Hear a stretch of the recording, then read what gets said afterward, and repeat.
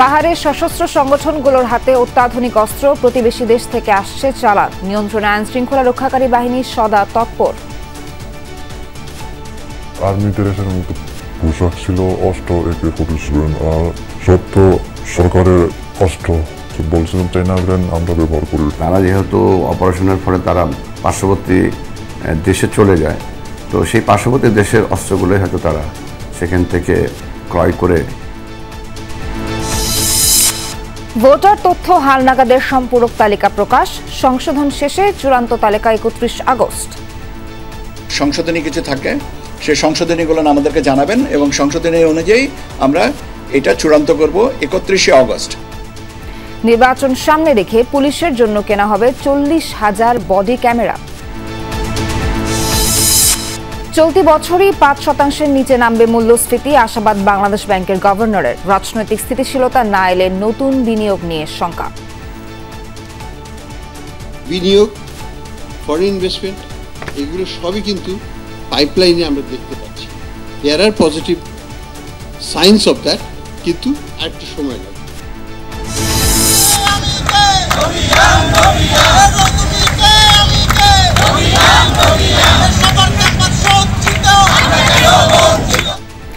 রবীন্দ্র বিশ্ববিদ্যালয়ের স্থায়ী ক্যাম্পাসের দাবিতে সিরাজগঞ্জে মহাসড়ক অবরোধ, বন্ধ যান চলাচল। স্বাস্থ্য খাতে অনিয়মের প্রতিবাদে বরিশালে আজও বিক্ষোভ।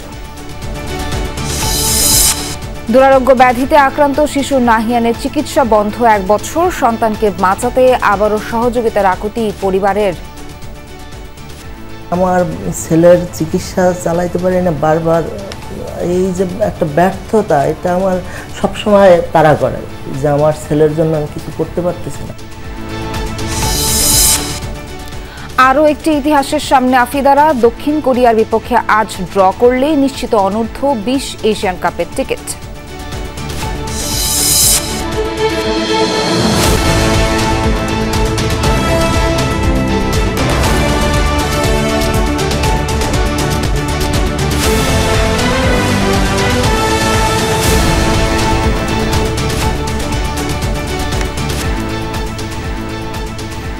দর্শক, এতক্ষণ শিরোনাম দেখছিলেন। এছাড়াও দেশ বিদেশের আরও খবর নিয়ে দুপুরে বাংলাদেশে আপনাদের সঙ্গে আছি আমি নাবিলা সোহার।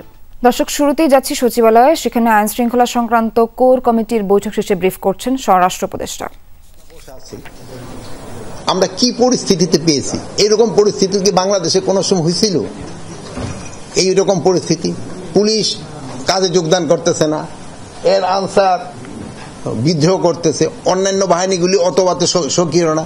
ওর থেকে তো আল্লাহ দিলে অনেকখানি হয়েছে। এর আগে আমি বলছি যে যতটা আমাদের আশা করছিলাম যে এই আইন, অতটা আমরা তো হয়তো কাঙ্ক্ষিত পর্যায়ে হয়তো আমরা পৌঁছতে পারিনি, কিন্তু বাট আমরা একটা স্ট্যান্ডার্ডে পুষছি। প্লাস আমাদের কিন্তু আরো কিছু সময় রয়ে গেছে। এই সময়ের ভিতরে আমরা প্রস্তুতি নিচ্ছি, ট্রেনিং এর ব্যবস্থা করতেছি। এই জন্য আমরা আশা করি যে আমরা আল্লাহ দিলে ভালোভাবেই করতে পারবো। সেটা হচ্ছে যে ভোট কেন্দ্রে মানুষ যেহেতু আর এগিয়ে আসছে না, ভোট কেন্দ্রে কেউ যদি দেশীয় অস্ত্র নিয়ে কাউকে হামলা করে বাধা করে, যেহেতু মানুষ এগিয়ে আসছে না, পুলিশও ভয় পাচ্ছে না। পুলিশ ভয় পাচ্ছে না, ওইটা আমি জিজ্ঞাসা, মানুষ এগিয়ে আসছে না, পুলিশ ভয় পাচ্ছে না। এই জন্য কিন্তু আমরা পর্যাপ্ত সংখ্যক আইন শৃঙ্খলা বাহিনী রাখতেছি। আর আপনারাও কিন্তু আগের থেকে অনেক সক্রিয়। আপনারা এখন আপনাদের যে ক্যাপাবিলিটি আছে, আপনারা প্রতিটা ভোট কেন্দ্র কভার করতে পারবেন। এখন এই যে আগের মতো কিন্তু এই সুবিধা। আর একটা জিনিস হলো ওই যে মোবাইল ফোর্সগুলির কিন্তু মোবিলিটি বেড়ে গেছে।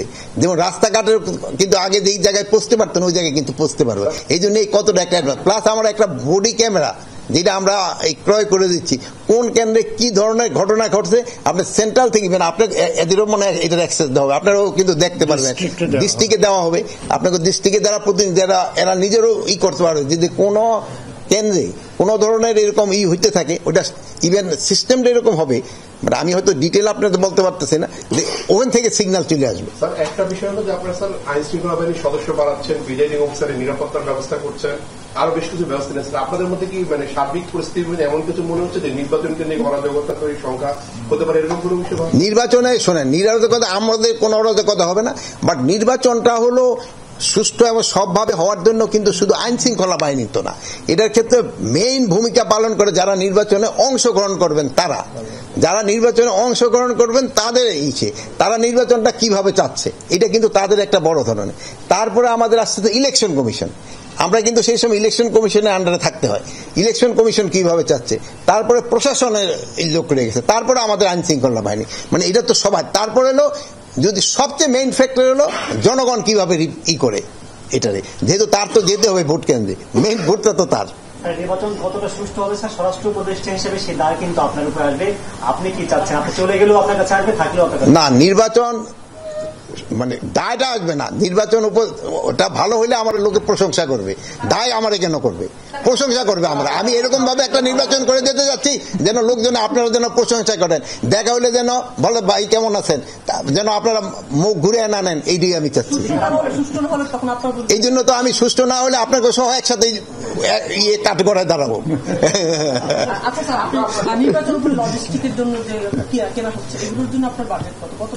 এই বাজেট তো আমরা এখন বাজেট তো ইলেকশন কমিশন থেকে দিবে, নির্বাচনের জন্য বাজেট কিন্তু স্বরাষ্ট্র মন্ত্রণালয় দেয় না, নির্বাচনের বাজেট ইসেরা দেখা দেয়, এই ক্ষেত্রে ইসেরা দেয়, এই কি বলে ফিনান্স দিবে ইলেকশন কমিশনে, আর ইলেকশন কমিশন এই খরচটার জন্য আমাদের কিছু টাকা দিবে। আরেকটা দিক ছিল আপনাকে, পাহাড়ে আইনশৃঙ্খলা বাহিনীর মাথা ব্যথার কারণ হয়ে উঠেছে সশস্ত্র সংগঠনগুলোর ভারী অস্ত্র ব্যবহার। সহিংসতা, আধিপত্য ও অস্থিরতা সৃষ্টিতে sub machine gun AK-47, M3 এবং শক্তিশালী SBBL শটগান সংগ্রহ করছে তারা। গোষ্ঠীগুলোর একজনের সঙ্গে কথা হয় আমাদের সহকর্মী আহমেদ রেজার, বলেন আধিপত্য ও অধিকার রক্ষায় এমন পন্থা বেছে নিচ্ছেন তারা। পার্বত্য চট্টগ্রামের সশস্ত্র গোষ্ঠীর সক্রিয়তা নিয়ে ধারাবাহিকের প্রথমটি থাকছে আজ, ছবি তানভীর মিজানের। নয়নাভিরাম, খাগড়াছড়ি, বান্দরবান, রাঙামাটি জেলার প্রায় ১৩,০০০ বর্গ কিলোমিটার নিয়ে পার্বত্য চট্টগ্রাম। সৌন্দর্যের অপরূপ লীলাভূমিতে সশস্ত্র গোষ্ঠীর উৎপাত দীর্ঘদিনের। সহিংসতা, গোলাগুলি, অপহরণ ও চাঁদাবাজির অভিযোগ শোনা যায় নিয়মিত। সশস্ত্র গোষ্ঠীগুলোর মধ্যে পার্বত্য Chattogram Janasamhati Samiti, united people's democratic front UPDF ও কুকিচিন ন্যাশনাল ফ্রন্ট KNF উল্লেখযোগ্য। সম্প্রতি যে অস্থিরতা ও সহিংসতা বেড়েছে তার অন্যতম উদাহরণ ২০২৩ সালে KNF-এর পুঁতে রাখা বোমার বিস্ফোরণ ও গোলাগুলিতে ৪ সেনা সদস্য সহ ১৮ জন নিহতের ঘটনা। ওই বছর রাঙামাটিতে সহিংসতায় প্রাণ যায় ৪ জনের। এছাড়া খাগড়াছড়িতে আঞ্চলিক সংগঠনগুলোর নিজেদের গোলাগুলি ও সহিংসতায় ৬ জনের প্রাণহানি ঘটে। ২০২৪ সালে ৮৯টি গুলি বিনিময়ের ঘটনায় নিহত হন ৪৫ জন। নিরাপত্তা বাহিনীর অভিযানে অস্ত্র উদ্ধারের তালিকায় দেখা যায় লোকাল গান। শিকারের জন্য ব্যবহৃত এই অস্ত্র বানায় ব্রো জনগোষ্ঠীর কারিগর। জানা যায় SBBL শটগান মিজোরাম সীমান্ত দিয়ে পাচার হয়। মাস ৬ আগে থানচি সীমান্তে অভিযানে SBBL ও কার্তুজ উদ্ধার করা হয়। .22 SMG ২০২৪ সালের ২৪ নভেম্বর মিয়ানমার সীমান্ত ঘেঁষা এলাকা থেকে উদ্ধার করা হয় এই লো কোয়ালিটি সাবমেশিন গান। ধারণা করা হয় আরাকান আর্মির কাছ থেকে পাহাড়ি গোষ্ঠীগুলো এই অস্ত্র সংগ্রহ করে। সবশেষ সংগ্রহ আয়রন বাড সমৃদ্ধ আধুনিক AK-47। নতুন ভার্সনের এই অস্ত্র আছে পাহাড়ি গোষ্ঠীর হাতে। আমি একটু দেখাতে চাই যে শুরুর দিকে তারা মূলত যখন একদমই এই সংগঠনগুলো ছিল, তারা এই যে গাদা বন্দুক বলা হয় এগুলো ব্যবহার করত। ২০১৮ সালের পরবর্তী সময় থেকে ১৯ সাল পর্যন্ত তারা AK-47-এর এই যে অস্ত্রগুলো, এটি আসলে প্রথাগত বা ট্রেডিশনাল অস্ত্র বলা হয়, সেটি ব্যবহার করত। AK-47-এর যে আপডেট ভার্সন সেটি এখন কিন্তু তারা ব্যবহার করছে। এটি হচ্ছে যে AK-47-এর আয়রন বার্ড সমৃদ্ধ। এটির মাধ্যমেও তারা পাহাড়ে বেশ কিছু যে সন্ত্রাসী কার্যক্রম সেটি আসলে চালাচ্ছে তারা। এটা হচ্ছে স্নাইপারের যে কার্তুজ বা বুলেটটা বলা হয়, এবং এটি অত্যাধুনিক। ধারণা করা হচ্ছে যে এখন KNF তাদের কাছে স্নাইপারও অ্যাভেলেবেল থাকতে পারে এই সন্ত্রাসী কার্যক্রম চালানোর জন্য। মূলত তারা ওয়াকি টোয়াকিগুলো ব্যবহার করছে। এবং আমি এই মুহূর্তে দেখাতে চাই যে কেএনএফ আসলে কি ধরনের পোশাক ব্যবহার করে। এগুলো মূলত ম্যাগজিন বা কার্তুজগুলো বহন করবার জন্য। পোশাকের কথা বলছিলাম, আধুনিক যোগাযোগ মাধ্যম এবং বিশেষ করে আধুনিক মারণাস্ত্র যেগুলো তারা আসলে ব্যবহার করে, সেটি আসলে পাহাড়ি জনপদের কাছে একটি শঙ্কা এবং আতঙ্কের বিষয় হয়ে দাঁড়িয়েছে। বিষয়গুলো নিয়ে কুকি চীনের সদস্য ছিল এমন একজনের সাথে কথা হয় আমাদের। ওরা কি কি অস্ত্র ব্যবহার করতো দেখতেন, আবার কি পোশাক পরতো? এটা আর্মি ড্রেসের মতো পোশাক ছিল, অস্ত্র AK-47, আর সব তো সরকারের অস্ত্র। বলছিলাম চাইনা ব্র্যান্ড আমরা ব্যবহার করি, তারপরে AK, তারপরে রাইফেল, এগুলো আমরা ব্যবহার করি। অস্থির মিয়ানমার সীমান্ত কাজে লাগিয়ে বাড়ছে অস্ত্রের চালান। বান্দরবানের ম্রো গোষ্ঠীর একটি অংশের হাতবদল হয়ে পৌঁছায় বিভিন্ন সশস্ত্র গোষ্ঠীর কাছে। থানচি বড়থলি রুট ব্যবহার করে আরাকান আর্মির কাছ থেকে বেশ কিছু অস্ত্র সংগ্রহ করা হয়েছে বলে জানা যায়। শক্তিমান ব্র্যান্ডের ভারতীয় অস্ত্র আসে মিজোরাম হয়ে রাঙামাটি রুটে এবং মিজোরাম থানচি হয়ে যায় সশস্ত্র গোষ্ঠীর হাতে। গোয়েন্দা সূত্র অনুযায়ী অস্ত্র চালানের প্রধান রুটগুলো হচ্ছে ভারতের মিজোরাম হয়ে বিলাইছড়ি, বড়থলি এবং পরবর্তীতে অস্ত্রগুলো যায় সশস্ত্র গোষ্ঠীর হাতে। একইভাবে মিজোরাম থেকে থানচি হয়েও অস্ত্র আসে বাংলাদেশে। অন্য আরেকটি রুট হল মিজোরাম এবং খাগড়াছড়ি সীমান্ত। এছাড়া মিয়ানমার হয়ে বাংলাদেশের লামায়ও ঢোকে অস্ত্রগুলো। এসব রুটে সক্রিয় আন্তর্জাতিক দালাল চক্র ও সাবেক গেরিলারা। সূত্রের তথ্য বলছে আলীকদম হয়ে লামা এবং বান্দরবানে পরে রাঙামাটি হয়ে অস্ত্র যায় সশস্ত্র সংগঠনগুলোর হাতে। এছাড়া মিয়ানমার থেকে ভারতের মিজোরাম হয়েও বাংলাদেশে ঢুকে অবৈধ অস্ত্রগুলো। আইনশৃঙ্খলা বাহিনী জানায় শক্তিশালী বিস্ফোরক তৈরিতে ডেটোনেটর ও এক্সপ্লোসিভ ভারতের মিজোরাম থেকে সরবরাহ করা হয়। আমাদের যে অস্ত্রগুলো রিকভারি হয়েছে আর কি, সেখানে আমরা দেখেছি যে সেমি অটোমেটিক রাইফেল এবং সেমি অটোমেটিক SMG এগুলোর পাশাপাশি তাদের কাছে কিছু গ্রেনেড টাইপের জিনিস পাওয়া গেছে আর কি। তারা যেহেতু অপারেশনের ফলে তারা পার্শ্ববর্তী দেশে চলে যায়, তো সেই পার্শ্ববর্তী দেশের অস্ত্রগুলোই হয়তো তারা সেখান থেকে ক্রয় করে আমাদের এখানে তারা অভিযান পরিচালনা করে। পুলিশ বলছে এ পর্যন্ত 41টি অস্ত্র উদ্ধার হয়েছে বিভিন্ন যৌথ অভিযানে। আহমেদ রেজা, যমুনা নিউজ, বান্দরবান। বর্তমানে দেশে মোট ভোটার 12,61,70,900 জন। নতুন করে অন্তর্ভুক্ত হয়েছে 24,38,626 জন। ত্রয়োদশ জাতীয় সংসদ নির্বাচনকে সামনে রেখে সম্পূরক ভোটার তালিকা প্রকাশ করেছে নির্বাচন কমিশন। এবারের হালনাগাদে প্রায় 45 লাখের মতো ভোটার অন্তর্ভুক্ত হয়েছেন। মারা যাওয়ায় তালিকা থেকে বাদ পড়েছে 21,32,590 জনের নাম। সেক্ষেত্রে নতুন ভোটার যুক্ত হয়েছেন 24,38,626 জন। উপজেলা নির্বাচন কর্মকর্তার আয়োজনে কার্যালয়ে এই তালিকা প্রকাশ করা হয়েছে। আপত্তির জন্য 21 আগস্টের মধ্যে আবেদন করতে পারবেন ভোটাররা। 24 আগস্টের মধ্যে সেগুলো নিষ্পত্তি করবে ইসি। এরপর অন্যান্য কাজ শেষে চূড়ান্ত তালিকা প্রকাশ করবে 31 আগস্ট। এদিকে 31 অক্টোবর পর্যন্ত যাদের বয়স 18 বছর পূর্ণ হবে তারাও ত্রয়োদশ জাতীয় সংসদ নির্বাচনের ভোটার তালিকায় যুক্ত হচ্ছেন। নতুন করে ভোটার অন্তর্ভুক্তি হচ্ছে 24,38,626। এই প্রাপ্ত ভোটারের সংখ্যা আমরা যোগ করি, তাহলে আমাদের ভোটারের সংখ্যা যে দাঁড়াবে 12,61,70,900। সংশোধনী কিছু থাকে, সেই সংশোধনীগুলো আমাদেরকে জানাবেন এবং সংশোধনী অনুযায়ী আমরা এটা চূড়ান্ত করব 31 আগস্ট।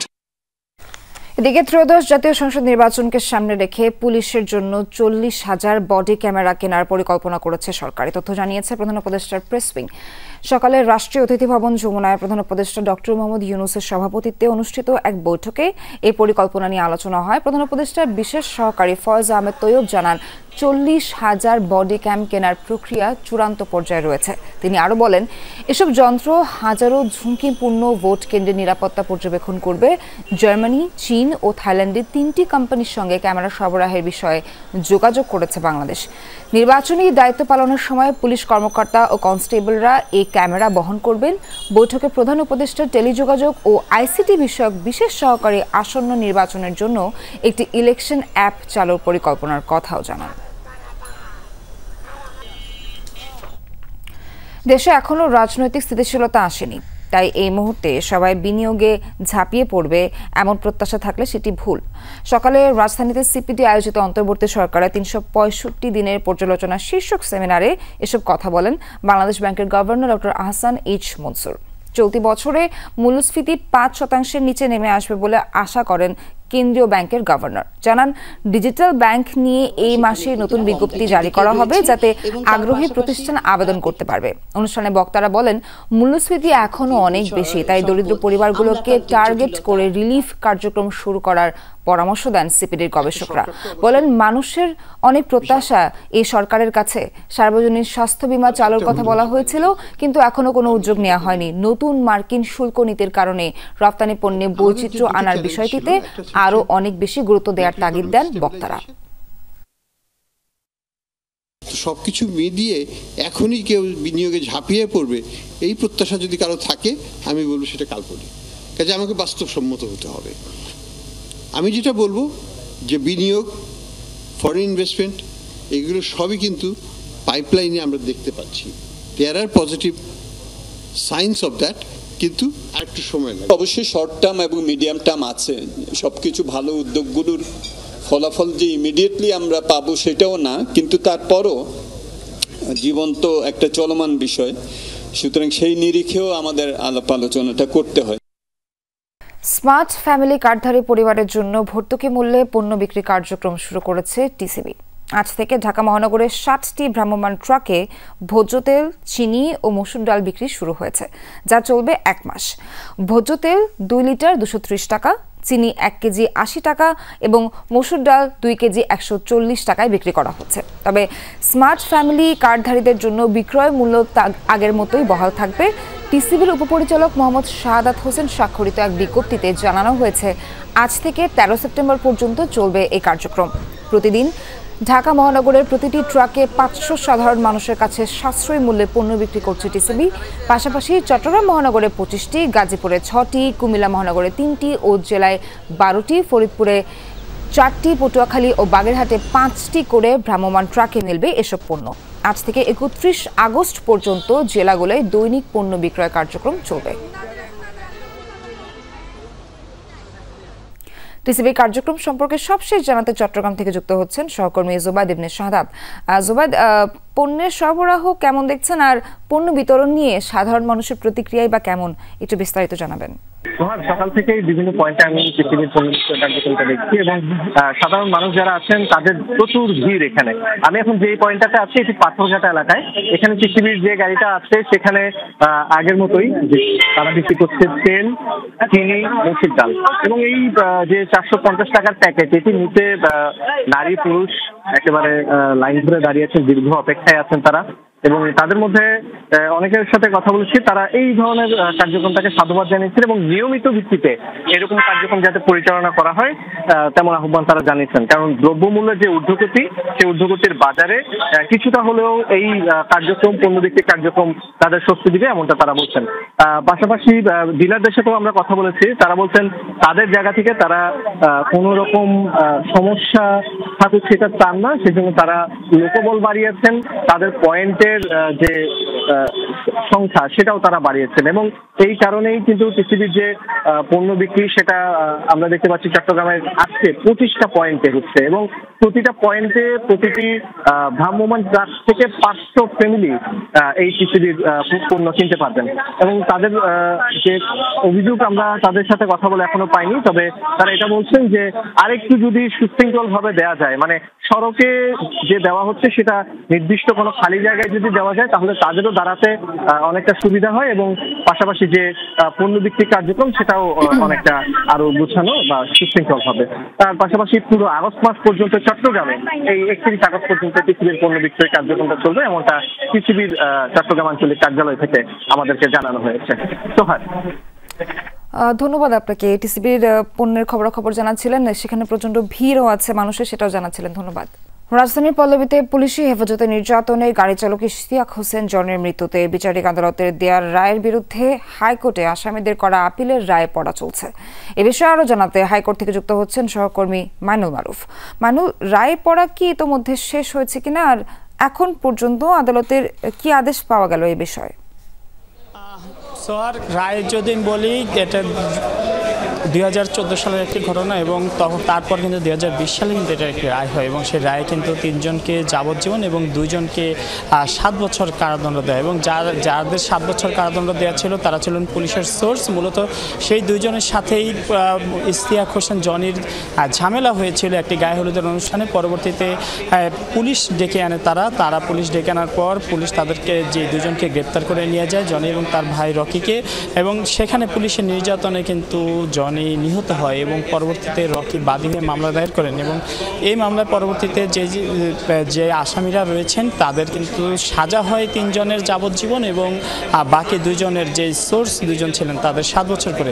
এবং এই মামলা অপর এক আসামি কামরুজ্জামান, সে পলাতক রয়েছেন, সেও যাবজ্জীবন সাজাপ্রাপ্ত আসামি এবং যারা এই মামলায় যাবজ্জীবন সাজাপ্রাপ্ত রয়েছেন বাকি 2 জন যারা গ্রেপ্তার রয়েছেন আদালতের কারাগারে রয়েছেন, তারা কিন্তু এই মামলা পরবর্তীতে হাইকোর্টে আপিল করেন এবং সেই আপিলেরই কিন্তু পরে হাইকোর্টে কিন্তু আজকে দীর্ঘদিন কিন্তু এই নিয়ে শুনানি হয়েছে। শোনার পর আজকের দিনটি কিন্তু রায়ের জন্য নির্ধারিত ছিল এবং হাইকোর্ট কিন্তু রায় পড়ছেন। ইতিমধ্যে প্রায় 1.5 থেকে 2 ঘন্টা ধরে রায় পড়েছেন। এখন বিরতি চলছে এবং বিরতির পর আবারও 2টার পরে কিন্তু আবারও রায় পড়া শুরু হবে।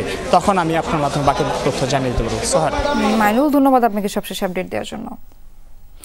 রবীন্দ্র বিশ্ববিদ্যালয়ের স্থায়ী ক্যাম্পাসের দাবিতে সিরাজগঞ্জের হাটিকুমরুলে মহাসড়কে বিক্ষোভ করেছে শিক্ষার্থীরা। সকাল থেকে উত্তরবঙ্গের প্রবেশদ্বার ব্লকেট করেন তারা। একাত্মতা জানিয়ে এতে অংশ নেন রবীন্দ্র বিশ্ববিদ্যালয়ের শিক্ষক, কর্মকর্তা, কর্মচারী সহ শাহজাদপুর সচেতন নাগরিক ফোরাম।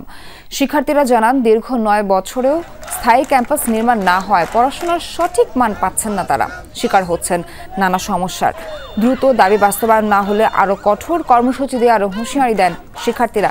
অবরোধের কারণে মহাসড়কে দেখা দেয় যানজট। আমরা 9 বছর হয়ে যাচ্ছে আমাদের ক্যাম্পাসে বয়স, কিন্তু আমরা এখনো ক্যাম্পাস পাচ্ছি না। এটা একটা বিশাল বড় একটা কোশ্চেন। অ্যাজ এ পাবলিকান হিসেবে যে সুযোগ সুবিধাটা পাওয়া যায় একটা শিক্ষার্থীর, সেই কোনো সুযোগ সুবিধা আমরা পাইনি। যারাই ক্ষমতায় ছিলেন তারা স্থায়ী ক্যাম্পাসটা নির্মাণ করেননি। এজন্য আমরা অন্তর্বর্তীকালীন সরকারের কাছে আগেও আমরা বলেছি যে রবীন্দ্র বিশ্ববিদ্যালয়ের স্থায়ী ক্যাম্পাসের জায়গা আগের থেকেই পূর্ব থেকে নির্ধারিত করা আছে। শেরেবাংলা মেডিকেল সহ সারা দেশে স্বাস্থ্য খাতে অব্যবস্থাপনার প্রতিবাদে আজও বরিশাল কুয়াকাটা মহাসড়ক অবরোধ করেছেন ছাত্র জনতা। এ বিষয়ে আরো জানাতে যুক্ত হচ্ছেন সহকর্মী কাউসার হোসেন। কাউসার, আন্দোলনকারীদের দাবিগুলো বিষয়ে জানাবেন, আর অবরোধের কারণে মহাসড়কে নিশ্চয়ই তীব্র যানজটের সৃষ্টি হয়েছে, সেখানে কি পরিস্থিতি এখন সেটাও আমাদের জানাবেন। সোহার, যারা আন্দোলন করছেন ছাত্র জনতার ব্যানারে আন্দোলন করছেন এবং আন্দোলনকারীদের মূল দাবিগুলোর মধ্যে সবচেয়ে বড় দাবি সেটি হলো যে সরকারি হাসপাতালগুলোতে যে অব্যবস্থাপনা রয়েছে সেই অব্যবস্থাপনা কাটিয়ে একটি কাঠামো তৈরি করে, সুষ্ঠু কাঠামোর মাধ্যমে, জবাবদিহিতামূলক কাঠামো তৈরি করে টাস্কফোর্সের মাধ্যমে সকল পুরো স্বাস্থ্যসেবাকে একটি জবাবদিহিতার মধ্যে আনতে হবে। এবং তারা সবচেয়ে বেশি যে অভিযোগটি করেছেন যে সরকারি হাসপাতালগুলো একেবারে আগাগোড়া দালালে পরিপূর্ণ এবং দালালের মাধ্যমে যে সরকারি সেবা সেটি বঞ্চিত হচ্ছেন সাধারণ মানুষ। কারণ যারা সরকারি হাসপাতালে চিকিৎসা নিয়ে থাকেন তারা বেশিরভাগই মধ্যবিত্ত এবং নিম্ন মধ্যবিত্ত পরিবার বা নিম্ন পরিবারের মানুষ, এবং তাদের আসলে বেসরকারি হাসপাতালে চিকিৎসা নেওয়ার সাধ্য বা সামর্থ্য না থাকার কারণে কিন্তু তারা সরকারি হাসপাতালে যেয়ে থাকেন এবং এই সরকারি হাসপাতালে গিয়ে সাধারণ মানুষ দালালের খপ্পরে পড়েন বা সুচিকিৎসা থেকে বঞ্চিত হন। এবং যারা চিকিৎসা দেওয়ার দায়িত্বে রয়েছে যেসব চিকিৎসকরা, তারাও নানাভাবে রাজনীতির সাথে জড়িয়ে যাচ্ছেন। এবং এখানে যারা আন্দোলন করছেন তারা বলছেন যে চিকিৎসকরা কোনো রাজনীতিতে জড়াতে পারবে না, দালাল মুক্ত হাসপাতাল প্রয়োজন এবং এই অবকাঠামোগত উন্নয়ন বা যে জনগণ রয়েছে বা জনশক্তি রয়েছে সেই শূন্য স্থান পূরণ করে চিকিৎসক নিয়োগ দিতে হবে, জনবল নিয়োগ দিতে হবে। সবকিছু মিলিয়ে একটি পূর্ণাঙ্গ স্বাস্থ্য সেবা গঠন করতে হবে। এবং এই যে অবরোধ, সেই অবরোধের কারণে কিন্তু নিশ্চয়ই সাধারণ মানুষ ভোগান্তিতে পড়েছেন, যান চলাচল বন্ধ রয়েছেন। তবে এখানকার আন্দোলনকারীরা বলছেন যে খুব শিগগিরই তাদের এই দাবি দেওয়া আদায় হবে এবং সাধারণ মানুষ তাদের সুষ্ঠু বিচার পাবেন। আপনাকে ধন্যবাদ। গাজীপুরের সাংবাদিক তুহিন হত্যার প্রতিবাদে খুলনায় মানববন্ধন অনুষ্ঠিত হয়েছে। সকালে খুলনা সাংবাদিক ইউনিয়নের উদ্যোগে ঘণ্টাব্যাপী চলে কর্মসূচি। এ সময় বক্তারা দ্রুত বিচার ট্রাইব্যুনালের মাধ্যমে সাংবাদিক তুহিন হত্যার বিচার দাবি করেন। সেই সাথে সারা দেশের সাংবাদিকদের ওপর হামলার ঘটনায় জড়িতদের বিচার দাবিও জানান। এছাড়া গণমাধ্যমের স্বাধীনতা ও সাংবাদিকদের নিরাপত্তা নিশ্চিতে সরকারের হস্তক্ষেপ কামনা করেন তারা। মূল দাবি হচ্ছে যে সাংবাদিকদের নিরাপত্তা, যত সাংবাদিক নিহত হয়েছেন তাদের বিচার, এবং এখন আসলে সাংবাদিকদের নিয়ে যা চলছে, সাংবাদিকদের বিরুদ্ধে মব ভায়োলেন্স, সাংবাদিকদের হত্যা, সাংবাদিকদের হুমকি, সাংবাদিকদের নিরাপত্তার দাবি আসলে আমাদের মূল দাবি। নতুন টেলিকম পলিসি বাস্তবায়নের পথে হাঁটছে সরকার। খসড়া প্রস্তাবনা লাইসেন্সিং খাতে আনা হচ্ছে বড় সংস্কার। তবে এতে টেলিযোগাযোগ খাতের সব দেশি উদ্যোক্তাদের পাশাপাশি স্থানীয় এনটিটিএন অপারেটরদের ব্যবসা হুমকিতে পড়বে অভিমত সংশ্লিষ্টদের। টেলিযোগাযোগের অন্যান্য খাতের মতো এই শিল্পও চলে যাবে বিদেশিদের দখলে। Telecommunications network and licensing policy 2025 নিয়ে আছে তুমুল সমালোচনা। সংস্কার এবং যুগোপযোগী করার জন্য সরকার নতুন পলিসি প্রস্তাব করেছে। নতুন পলিসি বাস্তবায়ন হলে ঝরে পড়বে 1.5 দশক ধরে গড়ে ওঠা স্থানীয় উদ্যোক্তারা, আর ব্যবসা লুফে নেবে বিদেশিরা। তবে এর মধ্যে সবচেয়ে বড় আশঙ্কা তৈরি হয়েছে অপটিক্যাল ফাইবারের মাধ্যমে দেশ জুড়ে ব্যান্ডউইথ সঞ্চালনের লাইসেন্সপ্রাপ্ত এনটিটিএন সেবা নিয়ে। মোবাইল অপারেটরদের হাতে ডিডব্লিউডিএম যন্ত্রপাতির আমদানি এবং বিভিন্ন পর্যায়ে অ্যাক্টিভ শেয়ারিং এর অনুমোদন দেয়ায় নতুন পলিসিকে পক্ষপাতদুষ্ট বলছেন এ খাতের স্থানীয় বিনিয়োগকারীরা। অ্যাক্টিভ শেয়ারিংটা আসলে অবাধ, ডেফিনেটলি আমাদের পলিসিতেই তো অনেক কোম্পানিকে মেরে ফেলবে। ডিডব্লিউডিএম ইকুইপমেন্ট একটা টেলিকম বিল করলো অথবা একটা আইএসপি বিল করলো, করে সে আরেকজনের সাথে শেয়ার করলো, ওইটা যদি আপনি কম্প্রোমাইজ করে ফেলেন, অ্যাক্টিভ শেয়ারিং সবাইকে দেন, ডেফিনেটলি এটা ওই কনসেপ্টটা থেকে আপনি নিজেই পিছনে চলে আসছেন। নতুন লাইসেন্সিং ব্যবস্থায় এনটিটিএন অপারেটরদের প্রতি বৈষম্যমূলক নীতি গ্রহণ করা হয়নি বলে দাবি করেন প্রধান উপদেষ্টার ডাক ও টেলিযোগাযোগ বিষয়ক বিশেষ সহকারী ফয়েজ আহমেদ তৈয়ব। যারা মধ্যবর্তী লেয়ার লাইসেন্স আছে, যেমন এনটিটিএন, নতুন লাইসেন্সিং স্টেজে এই ন্যাশনাল ট্রান্সমিশনের জন্য যেই লাইসেন্স হোল্ডার, তারা দে অলসো ডিজার্ভ টাওয়ার কো কিংবা ডেটা সেন্টার, অর্থাৎ তার ক্ষেত্রটা বেড়ে যাচ্ছে। আবার যারা মোবাইল ইন্ডাস্ট্রিতে কাজ করেন বা অ্যাক্সেস লেয়ারে কাজ করেন, তাদেরও সেখানে অনেকগুলো লেয়ার চলে আসবে। সর্বোচ্চ প্রযুক্তি ব্যবহারের মাধ্যমে প্রায় 100% ভূগর্ভস্থ নেটওয়ার্ক সচল রাখা হয়, এমন দাবি এনটিটিএন অপারেটরদের। ফলে গত 1.5 দশকে মোবাইল অপারেটরদের ট্রান্সমিশন খরচ কমেছে বহুগুণ। নতুন পলিসিতে এনটিটিএন এর বিনিয়োগ হুমকিতে পড়বে বলে মনে করছেন খাত সংশ্লিষ্টরা। 2008 সালে যখন লাইসেন্সটা হয়, সেই সময় থেকে এই কনসেপ্ট আজকে যে ভ্যালু দিয়েছে ইন্ডাস্ট্রিতে, এটাকে সরাসরি অস্বীকার করা হচ্ছে, এই কমন ইনফ্রাস্ট্রাকচারের ভ্যালুটাকে। কেন? ইয়েস, ডিপেন্ডেন্সি থাকছে এটার উপরে। বর্তমানে রাষ্ট্রায়ত্ত 3টির পাশাপাশি বেসরকারি খাতের 3টি এনটিটিএন অপারেটর দেশ জুড়ে অপটিক্যাল ফাইবারের মাধ্যমে ভূগর্ভস্থ ইন্টারনেট সঞ্চালন সেবা পরিচালনা করছে। মাসুদুজ্জামান রবিন, যমুনা নিউজ, ঢাকা। 1 বছর ধরে বন্ধ চিকিৎসা। সেরিব্রাল পলিসির দীর্ঘমেয়াদী ও ব্যয়বহুল চিকিৎসা হওয়ায় নিঃস্ব শিশু নাহিয়ানের পরিবার তাই আদরের সন্তানকে বাঁচাতে সাহায্যের জন্য আবারও আকুতি জানিয়েছেন শিশু নাহিয়ানের বাবা। বলছেন সরকার ও বিত্তবানরা এগিয়ে আসলে হাসি ফুটবে তার সন্তানের মুখে। লুৎফর রহমানের ক্যামেরায় আরও জানাচ্ছেন সহকর্মী ফয়সাল মাহমুদ।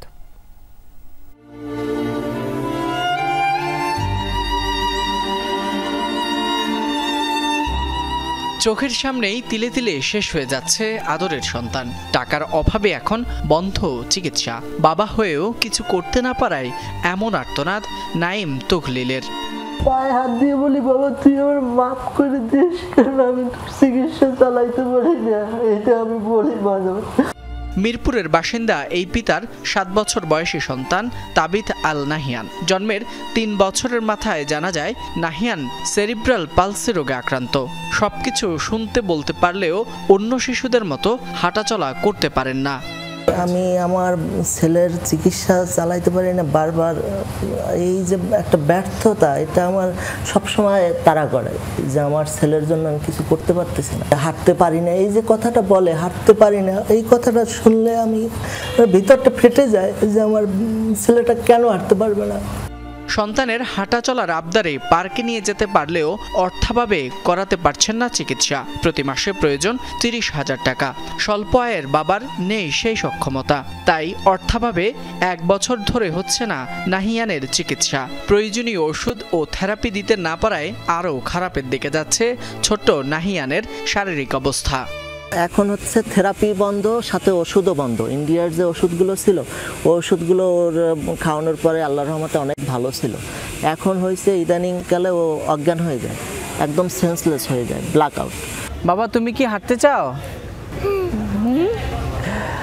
ছোট্ট এই অসুস্থ নাহিয়ানকে নিয়ে গত 2 বছর আগে প্রতিবেদন প্রচার করে যমুনা টেলিভিশন। সেই প্রতিবেদনের প্রেক্ষিতে বেশ কয়েকজন বৃত্তবান সাহায্যের হাত বাড়ান নাহিয়ানের দিকে।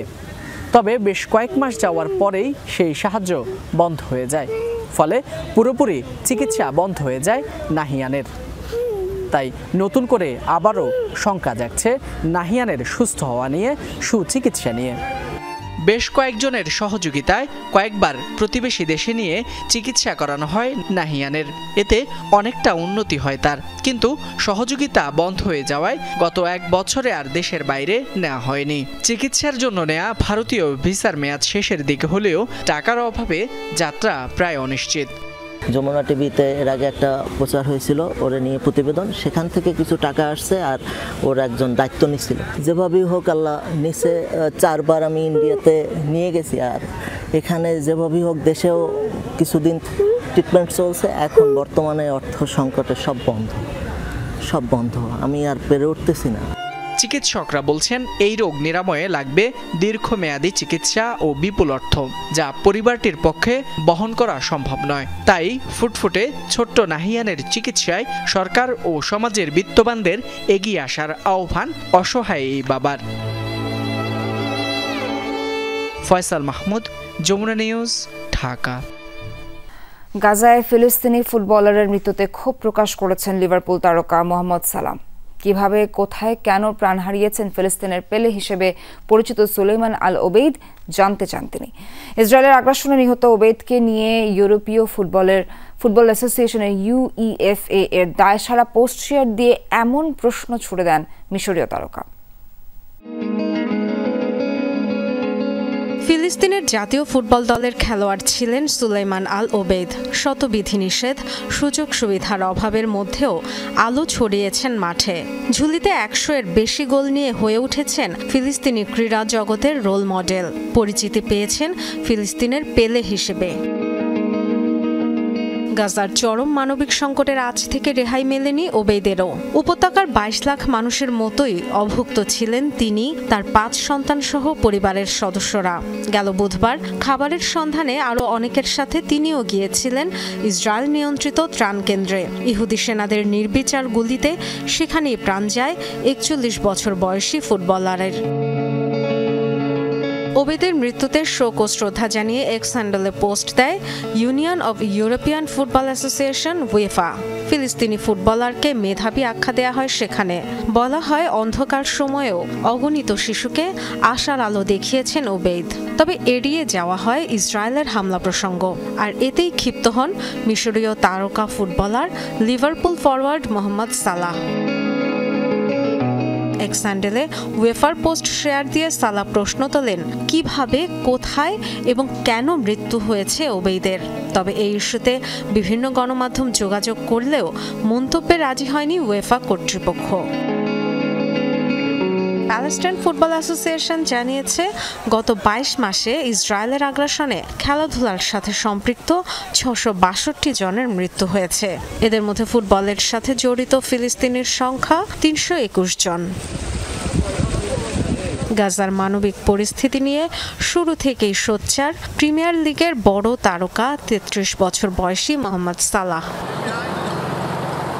Dorothy Tasrin, Jamuna News. দর্শক, বিদায় নিচ্ছি। দুপুরে বাংলাদেশের প্রথম ঘন্টা থেকে পরের ঘন্টা খবর নিয়ে ফিরবেন সহকর্মী জান্নাতুল কলি। দেখার আমন্ত্রণ রইল।